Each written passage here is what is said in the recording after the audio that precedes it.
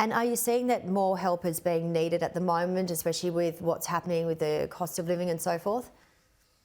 Absolutely. I think COVID supercharged so many things for so many people. And now with things like the rental crisis and the cost of living crisis, there is so much more demand on services. We're seeing more and more people come down who would never have thought that they'd use our service before, someone who might be coming down to a community meal to take a bit of pressure out of the family budget. With young kids in lots of cases, more on the fringes of a lot of the communities that we work in. So yeah, the demand for our services is absolutely going through the roof, and we're just doing the best that we can to respond to the rising demand.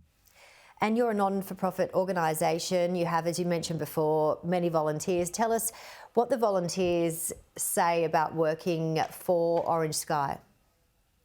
I think volunteers who volunteer with us come from so many different backgrounds and reasons.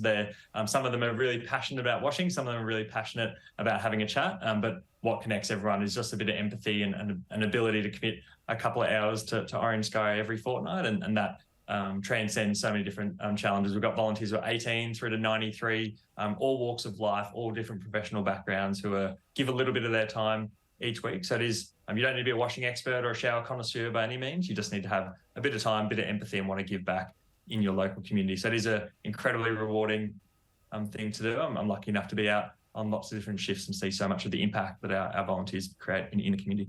Because we do here, don't we? I mean, it's about having a purpose in life. It's about connection. We really learnt that so much through the COVID pandemic, and as you mentioned as well, people doing it tough, perhaps more than ever, and different generations and people just getting together, not only for that washing in the shower, but to also, have a meal and just have a chat, which is just so important.